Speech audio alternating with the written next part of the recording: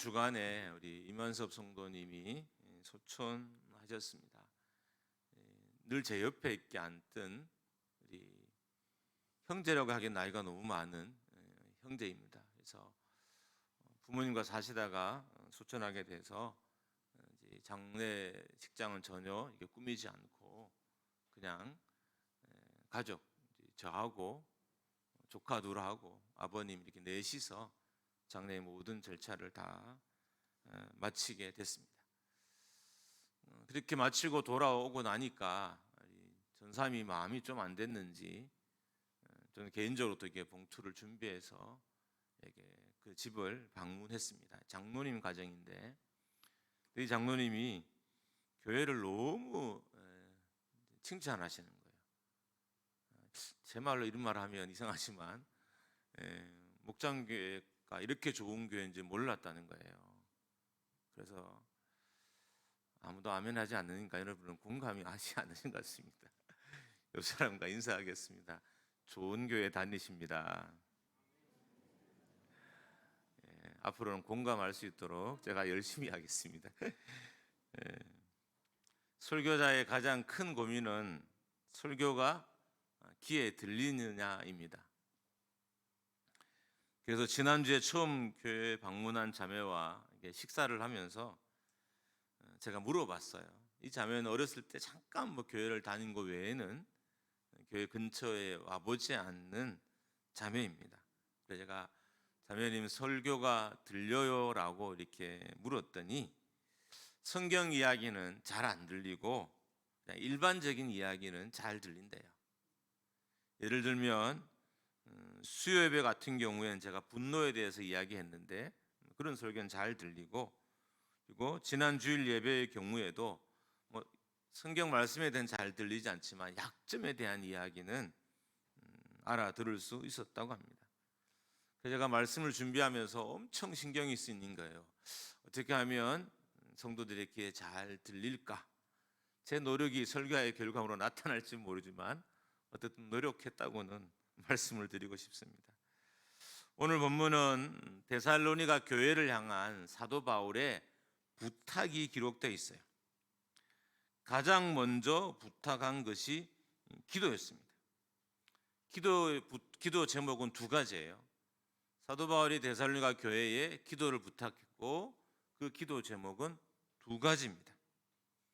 첫 번째 기도 제목은 하나님의 말씀이 데살로니가 교회 가운데 역사했던 것처럼 바울이 사역하는 곳마다 강력하게 역사하도록 기도를 부탁하고 있습니다. 이런 거죠. 바울이 가는 곳마다 데살로니가 교회의 역사가 일어나게 해달라고 기도를 부탁했습니다.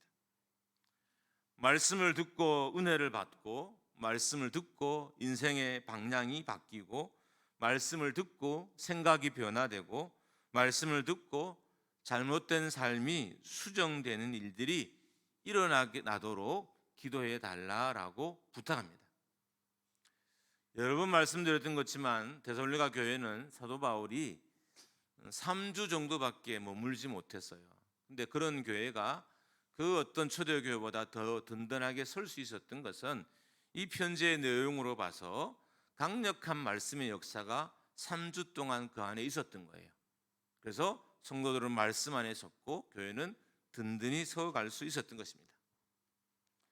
두 번째 기도의 제목은 부당하고 악한 사람들에게서 바울의 일행이 안전할 수 있도록 기도를 부탁하고 있습니다.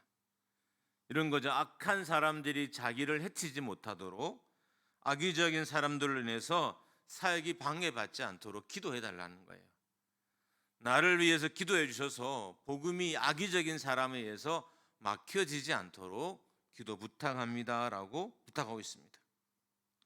그런데 가만히 보면 기도를 부탁하는데 두 가지 다 사역을 위한 기도예요. 안전을 위한 기도처럼 보이지만 여러 지역들을 안전하게 들러야 복음을 전할 수 있기 때문에 두 가지 기도 제목 모두가 다 사역을 위한 기도 제목이었습니다. 그렇게 그들이 간 곳마다 데살로니가 교회에 있었던 말씀의 역사들, 능력의 역사들이 나타나기를 기대하면서 기도를 부탁하고 있습니다. 한번 따라합니다. 사역의 크기는 기도의 크기입니다. 할렐루야. 여러분, 인생의 크기도 기도의 크기고, 사역의 크기도 기도의 크기며, 목회의 크기도 기도의 크기입니다. 기도 없는 사역과 목회는 있을 수 없습니다.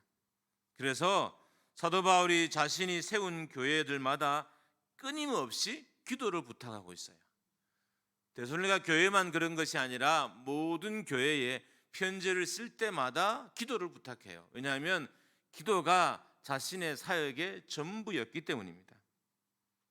보통은 사도 바울은 자비량 선교사잖아요. 자기가 텐트를 만들어서 선교 비용을 대서 선교하는 자비량 선교사였어요. 그렇기 때문에 아마 선교비가 늘 넘쳐나지 않았을 거예요. 일반적인 경우에는 기도 부탁하는 것처럼 해놓고 물질을 부탁해달라고 그렇게 할 거예요.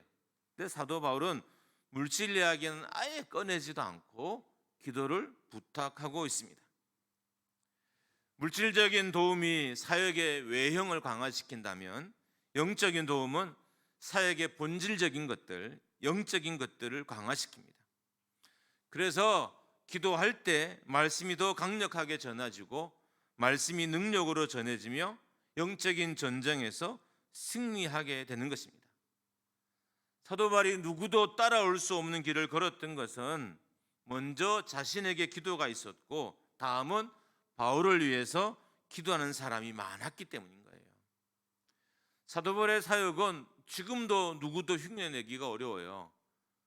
그런데 이 모든 사역이 먼저는 사도 바울의 기도로부터 시작했고 두 번째로는 사도 바울을 위해서 기도하는 사람들을 통해서 시작되었다는 것입니다. 앞에 우리가 함께 외쳤던 것처럼 기도의 크기가 인생의 크기고 기도의 크기가 사역의 크기며 기도의 크기가 곧 교회의 크기인 거예요. 여러분이 정말 영적인 내실을 기대한다면 아니면 교회의 부흥을 기대한다면 우리가 늘려야 하는 것은 기도의 시간인 거예요. 기도의 간절함이고 기도의 양인 거예요. 만약에 여러분이 뭔가 조금이라도 여러분 내면의 영적인 변화를 바란다면 기도의 자리에 서서 기도를 하고 기도할 뿐만 아니라 기도하는 사람들의 도움을 받아야 되는 거예요. 그럴 때 영적인 역사들이, 은혜의 역사들이 우리 삶에 나타나게 되는 것입니다. 그래서 기도의 후원자가 사라지지 않도록 해야 됩니다. 제 이야기하는 것 이해하고 들으십시오. 기도자는 관계가 좋아야 돼요. 기도 후원받기 위해서도 관계가 좋아야 되고, 그래서 기도자는 관계가 좋아야 됩니다. 목장교회 성도들을 제외하고 제가 매일 아침에 거의 100%는 아니지만 빼지 않고 기도하는 사람들의 숫자가 51명이 됩니다. 제가 늘 뺐다 넣었다 하기 때문에 제가 숫자를 알고 이름을 다 기록해 놔서 누구인지도 압니다.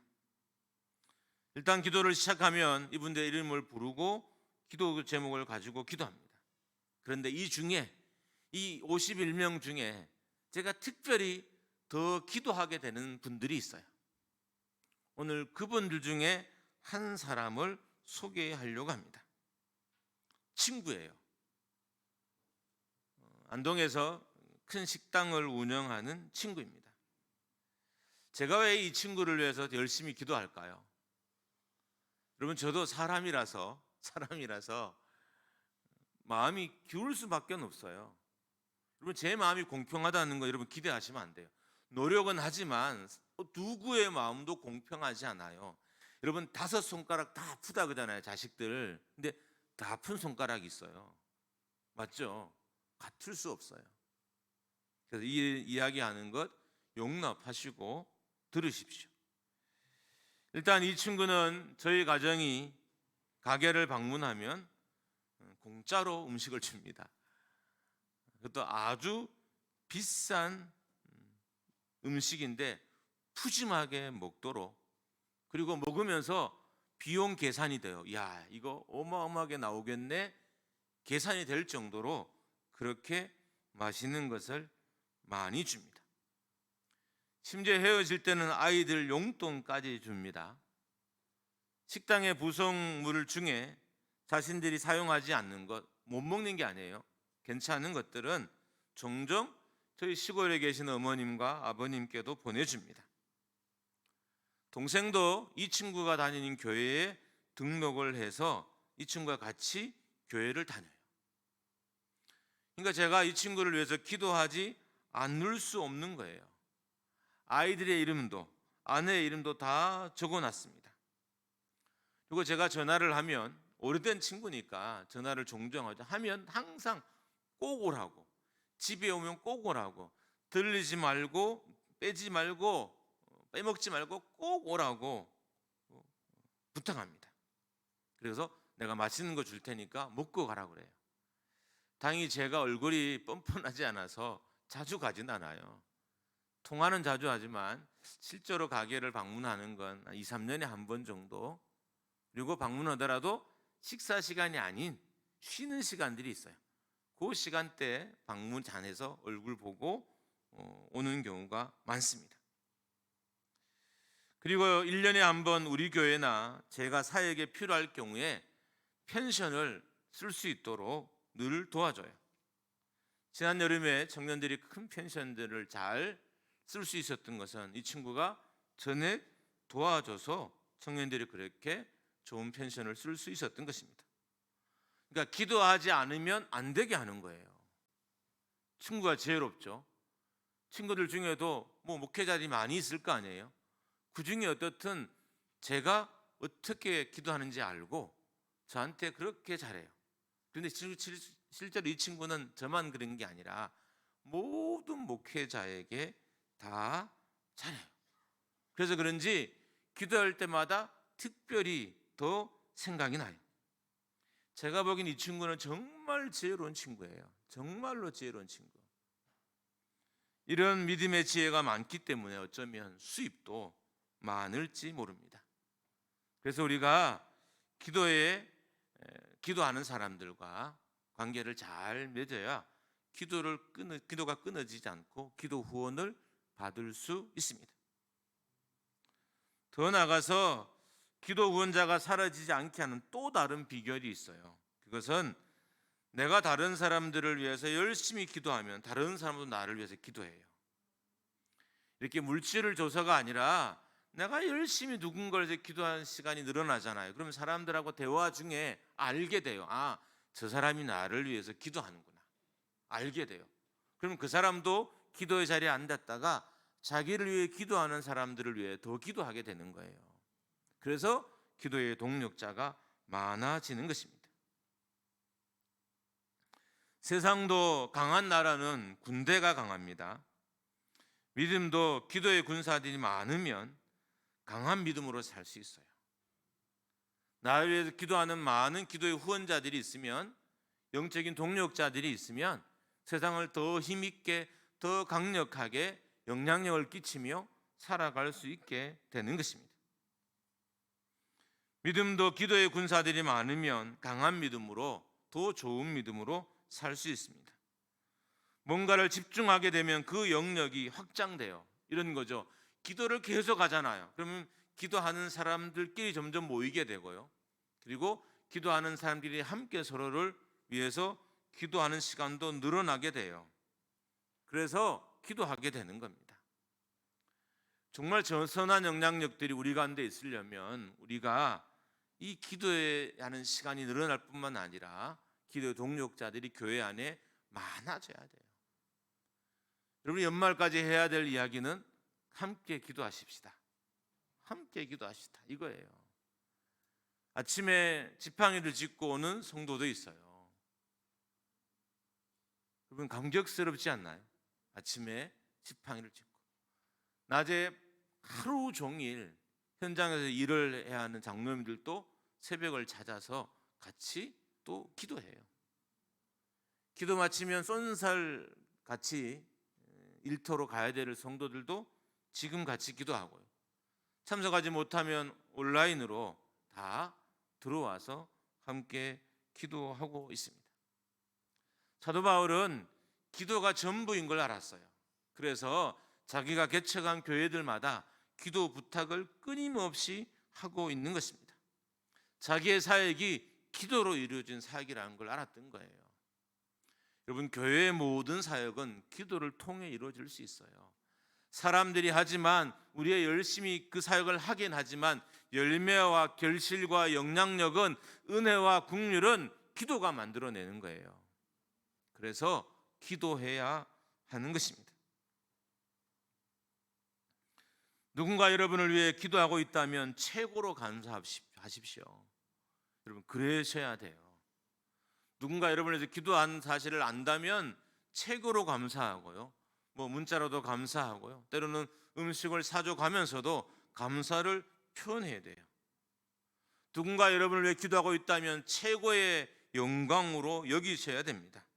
어떻게 보면 기도는 신앙의 전부와도 같아요. 여러분, 가을에 사과나 이 유실수들이 어떨 때는 따기 직전에 떨어져 버리는 경우가 있어요. 태풍이 와서 그러기도 하고요, 병해충이 들어서 그러기도 하고요. 여러 사례가 있습니다. 기도는 어떤 거냐? 그 열매가 떨어지지 않고 우리의 상자에 들어오도록 하게 하는 게 기도인 거예요. 우리가 열심히 기도하고 수고했어요. 여러분, 이 교회를 위해서 얼마나 수고하셨어요? 얼마나 노력하시면서 이 교회를 지키시고 지금까지 함께 하셨어요. 그러면 이제 결실을 봐야 될 때잖아요. 언제 이 결실을 우리가 볼 수 있을까요? 기도해야 돼. 기도가 늘어나고 기도가 힘을 얻고 기도가 영향력이 되면 결실이 우리의 삶과 교회에 나타나게 되는 것입니다. 두 번째 부탁은, 첫 번째 바울의 부탁은 기도를 부탁하는 거예요. 두 번째 부탁은 게으르지 말라라고 부탁합니다. 왜 데살로니가 교회의 성도들이 게을렀을까요? 이미 앞에도 몇 번 말씀드렸던 것처럼 임박한 재림 신앙으로 인해서 그들이 좀 게을렀던 것 같아요. 게으른 이유를 적어놓지 않지만 추측해 보면 예수님이 곧 오시기 때문에 굳이 열심히 할 필요는 없잖아요. 아마 이것이, 임박한 재림론이 게으름을 이 데살로니가 교회에 가져올 수도 있었다고 추측할 수 있습니다. 이 문제는 사도 바울이 데살로니가 교회에 있을 때도 있었고요, 그리고 데살로니가 교회를 떠났을 때도 게으름은 있었어요. 문제는 일을 하지 않으면 일이 없어지는 것이 아니라 일을 하지 않으면 일이 더 많고 더 쌓여진다는 거예요. 여러분, 교회에 열심히 일하는 사람들이 일을 많이 만들까요? 일을 하지 않는 사람들이 일을 만들까요? 일을 하지 않는 사람이 일을 만드는 거예요. 우리가 아무것도 하지 않으면 일이 만들어지지 않을 것 같지만 여러분이 잠자고 있는 그 시간에, 그 사이에, 영적으로 게으른 그 사이에 온갖 사단이 역사를 다 하고 달아나기 때문에 우리 삶 안에, 교회 안에 온갖 일들이 다 만들어지는 거예요. 사도 바울은 이것을 알아서 게으르지 말라라고 권고하고 있는 것입니다. 게으른 사람들은 문제가 있어도 문제를 해결하지 못해요. 왜냐하면 게을러서. 우리가 게으르면 문제가 있어도요, 문제를 해결하지 못해요. 여러분, 문제 해결도요, 열심히 사는 사람이 해결점을 찾아요.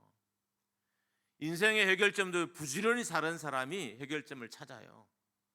열심히 뛰어다니는 사람이요, 답을 찾아요. 결과적으로요. 게으른 사람은 답을 찾을 수 없습니다. 게으른 사람들의 문제는 게으르니까 문제를 점점 쌓아놓게 되고요, 시간이 지나면 해결할 수 없는 문제들이 그 인생과 교회 앞에 쌓이게 되는 거예요. 그래서 영적인 게으름, 인생의 게으름이 이렇게 무서운 것입니다. 물론 믿음 없이 일하는 사람들도 문제를 만들어요. 교회에 열심히 일을 하는데 믿음은 없어요. 이 사람들도 일은 만들어요. 그러나 게으른 사람들은 우리가 생각하기에 일을 만들지 않는 것 같지만 실제로는 더 일을 만들고, 중요한 건 아무리 사소한 일이라도 이 게으른 사람들은 해결점을 못 찾아요. 답을 못 찾아요. 그래서 문제를 자꾸 쌓아놓게 되는 거예요. 여러분, 어떤 집이 행복할까요? 인생의 문제가 가득가득 쌓여가는 집이 행복할까요? 쌓일 때마다 문제가 하나씩 해결되어 가는 가정이 행복할까요? 인생이 문제가 없을 수는 없어요. 여러분, 아무리 기도하고 아무리 열심히 살아도 다 문제는 있어요. 여러분이 하루에 24시간을 기도해도, 잠자지 않고 기도해도 문제는 있어요. 마치 사단이 가라지를 뿌리는 것처럼 사단이 온갖 잘못된 것들을 우리 삶에 우리가 기도해도 뿌려놓고 가요. 근데 기도하는 사람들이 왜 필요하느냐? 기도하는 사람들은 그때 이 문제를 해결하는 거예요. 근데 기도하지 않는 사람들은 문제를 자꾸 쌓아놔요. 그러다 보니 어느가 너무 문제가 커져서 이제는 더 영적으로 게을러지고 나태해지고 신앙까지 포기한 일들이 발생하게 되는 것입니다. 11절 말씀 같이 한번 읽습니다. 우리 같이 시작. 우리가 들은즉 너희 가운데 게으르게 행하여 도무지 일하지 아니하고 일을 만들기만 하는 자들이 있다 하니. 교회에 게으른 사람들이 있었다는 겁니다. 이런 자들을 향한 사도 바울의 권고이자 경고이자 권면인 거예요. 조용하게 일해서 자기 먹을 것을 벌어서 먹으라는 거예요. 누차 이야기하지만 일을 열심히 하는 사람들 중에 일을 만드는 사람은 별로 없어요. 만들다 할지라도 문제를 속히 해결하기 때문에 결국 별 문제가 되지도 않아요. 문제는 게으른 사람, 일하지 않는 사람이 우리 눈에 보이기는 문제를 만들지 않는 것 같지만 더 많은 문제를 만들어요. 이런 거죠. 게으름과 지혜가 같이 할 수 있을까요? 불가능하죠. 게으름과 지혜는 같이 할 수 없어요. 물론 가끔 요즘은 멍 때리기 문화들이 많잖아요. 그렇게 멍을 때리고 있을 필요는 있을지 모르지만 근본적으로 게으름과 그리고 이 지혜는 같이 할 수 없어요. 그러니까 게으르니까 지혜가 없고 지혜 없는 말과 행동들을 곳곳에 하고 다니는 거예요. 그러니까 결국 문제가 많아지고 심각해지는 것입니다. 일을 열심히 하는 사람들이 일을 만들지만 이 사람들은 기도하기 때문에 결국 문제를 해결합니다. 많은 사람들은 인생의 문제를 자기가 만들고 있다는 걸 잘 몰라요. 항상 문제를 남이 나에게 던져줬다 생각하는 거예요. 우리 가정의 문제도 우리 교회의 문제도 내 인생의 문제도 사람이 나에게 던져줬다 생각하는 거예요. 실은 내가 만들고 있는 거예요. 내 영적인 게으름이 내 가정의 문제를, 내 삶의 문제를 만들어 오고 있었던 것입니다. 기본적으로 일을 하지 않는 사람들은 일을 만들지 않고 일을 하지 않는 사람들이 일을 만듭니다. 일을 말씀하면서 하는 사람, 일을 기도하면서 하는 사람, 일을 사명으로 알아 하는 사람, 일을 천국의 상급으로 알아 하는 사람들은 일을 만들지 않아요. 그런데 그렇지 않게 일하는 사람들이 일을 만들고 또 게으른 사람들이 일을 만듭니다. 자, 이제 제가 진짜 하고 싶은 이야기가 여기부터 시작됩니다. 육체적인 게으름도 문제지만 영적인 게으름이 더 문제라는 거예요. 기도에, 전도에, 모임에 게으른 사람들이 더 많은 문제를 일으켜요. 열심히 모여서 기도하는 사람들이 문제 일으키는 경우는 드물어요. 근데 가끔 그런 사람들 중에 지혜가 없어서 기도는 열심히 하는데 믿음이 없어서 문제를 일으키긴 하지만 근본적으로는 영적으로 게으른 사람들이 문제를 일으키게 되는 것입니다. 정말 죽을 듯이 기도하고 정말 죽을 듯이 전도하고 정말 최선을 다해서 모이고 최선을 다해서 일을 하면 우리의 삶이 달라져요. 우리의 삶의 많은 문제는 기본적으로 게으름, 더 나아가서는 영적인 게으름이 만들어지는 거예요. 그럼 오늘부터 정말 부지런히 살아보십시오. 문제 해결점이 보이기 시작하고요. 또 그 문제들이 내 삶에서 멀어져 가기 시작할 것입니다. 육체의 게으름은 배를 고프게 만들지만 영적인 게으름은 영혼을 메마르게 만들어요. 지금 우리가 영혼이 메마른 시대에 살아가요. 왜 그럴까요? 영적으로 게으르기 때문에. 여러분, 강단에 말씀이 없어서가 아니라, 하나님이 살아 계시지 않아서가 아니라, 성령의 임재가 없어서가 아니라, 성령이 역사하지 않아서가 아니라 영적으로 게을러서 영적으로 배고픈 거예요. 영적으로 게으르면 영적으로 풍성할 수 없습니다. 문제는 영혼이 메마른 사람이 영혼을 돌볼 수가 없다는 거예요. 우리는 다 영적인 존재이잖아요. 근데 영적인 메마른 사람들이 영적인 존재들을, 성도들을, 가족들을 케어할 수 없다는 거예요. 이렇게 되는 거죠. 문제는 있는데 케어할 사람이 없어요. 영적인 목마름이 있는데 그 사람들을 돌볼 사람이 없어요. 그래서 문제가 점점 더 심각해져 가는 것입니다. 이런 교회를 향해서 게으르지 말라. 인간적으로도 게으르지 말아야 되지만 영적으로도 게으르지 말라라고 권면하는 것입니다. 여러분, 코로나로 인해서 참 핑계거리가 생겼어요. 그동안은 핑계할 게 없었잖아요. 지금은 핑계거리가 많이 생겼어요. 그래서 영적으로 코로나로 인해서 게을러졌습니다. 그러니까 영혼을 돌볼 수 없는 교회가 된 거예요. 우리 교회가 영혼을 돌볼 수 있을까요? 지금 많은 교회들이 영혼을 못 돌봐요. 여러분, 새가족이 안 와서 교회가 줄어드는 게 아니라, 예배 수가 줄어드는 것이 아니라 영혼을 돌볼 사람이 교회에 없어요. 그럼 왜 교회 안에 영혼을 돌볼 사람이 없느냐? 영적으로 게을러졌기 때문인 거예요. 코로나 인해서 영적으로 게을러졌어요. 기도한 일에, 전도한 일에, 양육한 일에, 서로 봉사하고 섬긴 일에, 모인 일에 게을러져서 영혼을 돌볼 수 없게 된 거예요. 자, 코로나 중에 요리를 열심히 배웠어요. 그래서 요리는 가족들에게 잘 맛있는 거 해줄 수 있을지 모르지만, 자녀나 남편과 아내가 진짜 원하는 영적인 만족들은 줄 수 없는 상태가 된 거예요. 왜요? 영적으로 게을러졌기 때문입니다. 우리가 부지런하다는 건, 이거는 큰 축복이자 은혜예요. 사람이 영적으로 부지런한다는 것, 육체적으로 부지런한 것도 은혜지만 영적으로 부지런한 것도 엄청난 축복이에요. 그런 사람들에게 해결되지 않을 문제들이 별로 없기 때문인 거예요. 없는 것 같지만 시간이 지나면 어느덧 해결되어져 가고요.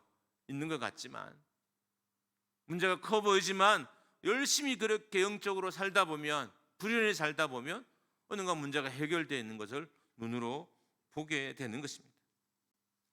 이 땅의 교회가 왜 황폐해져 갈까요? 그것은 영적으로 게을러졌기 때문입니다. 기도한 일에 게을러졌고, 전도한 일에 게을러졌고, 예배한 일에 게을러졌고, 말씀을 공부하는 일에 게을러졌고, 선교하는 일에 게을러졌기 때문입니다. 여러분, 세상이 험악해져서가 아니에요. 코로나가 강력해져서도 아니고 영적으로 게을러져서 교회가 황폐해진 거예요. 이 사실을 우리가 알아야 돼요. 영적인 게으름이 이 땅에 영적인 황폐를 만들었다. 여러분이 한 주간을 열심히 살고 이 자리에 앉아 있으면 말씀 중에도 건질 것이 엄청나게 많아요. 왜요? 보화는 부지런한 사람들에게만 보여져요.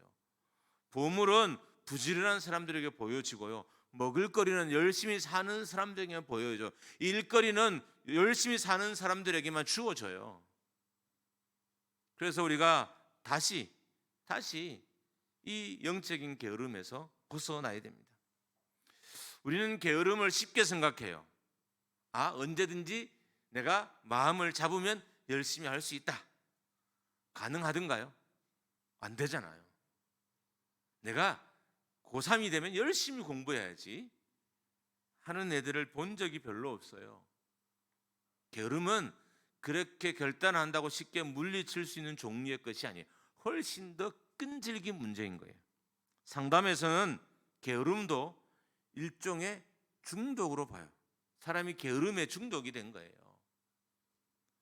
성격적으로 느긋한 사람도 있을 수 있겠지만 그냥 게으름에 중독이 되어 버렸어요. 그래서 이 게으름을 못 떨치는 거예요. 작정을 했는데 버려지지도 않고요. 다짐을 했는데도 버려지지도 않고요. 마음을 강하게 먹었는데도 버려지지 않는 거예요. 생각은 했어요. 내 고3이 되면 열심히 공부해서 좋은 대학을 가야지 생각은 했지만 열심히가 안 되는 거예요. 내가 30세가 되면 열심히 살아야지 했는데 안 되는 거예요. 내가 20대만 놀고 30대는 제대로 예수 믿어야지, 결혼하면 제대로 예수 믿어야지, 안 돼요. 게으름은 또 다른 문제이기 때문입니다. 어쩌면 사단이 게으름으로 여러분과 저를 지금 묶고 놓고 있을지도 몰라요.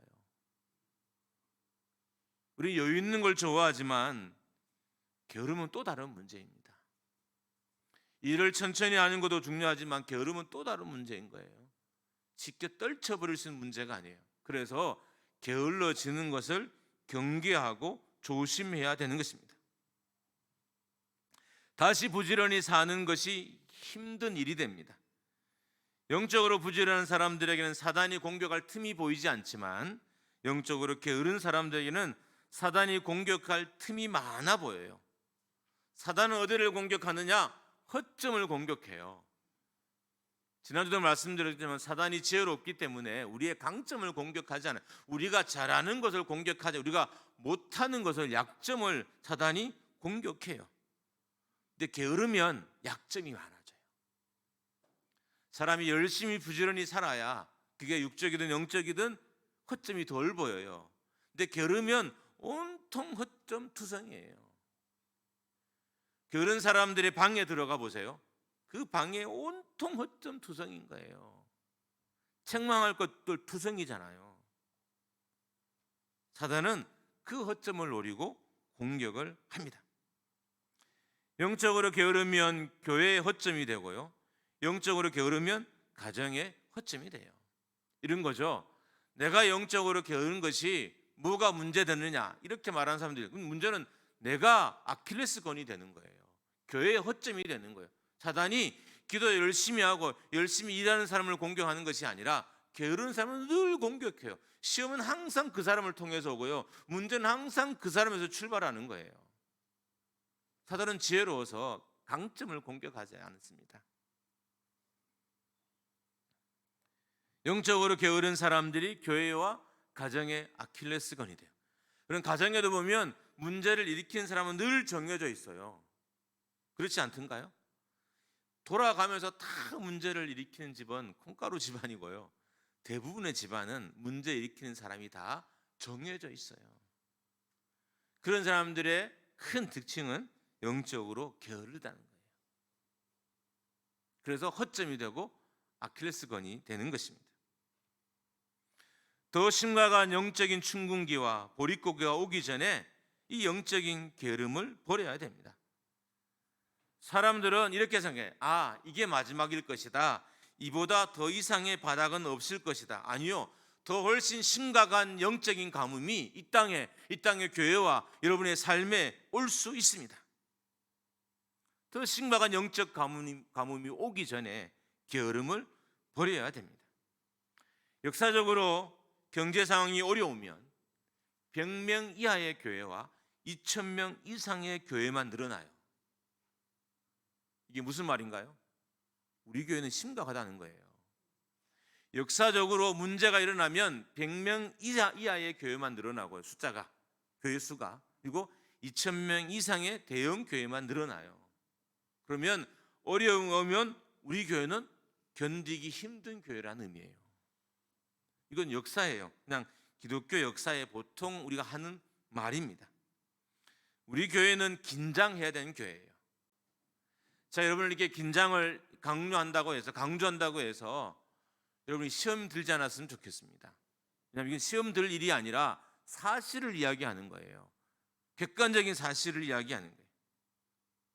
우리 교회는 여유를 부릴 교회가 아니라 영적으로 긴장해야 하는 교회입니다. 그래서 영적인 게으름을 버리고 다시 기도의 자리에, 다시 전도의 자리에, 다시 예배의 자리에, 다시 봉사의 자리에, 다시 말씀의 자리에 서야 됩니다. 그래야 교회의 부흥기를, 인생의 부흥기를 맞이할 수 있습니다. 여러분, 인생의 부흥기는 영적인 부흥기가 와야 맞이할 수 있는 거예요.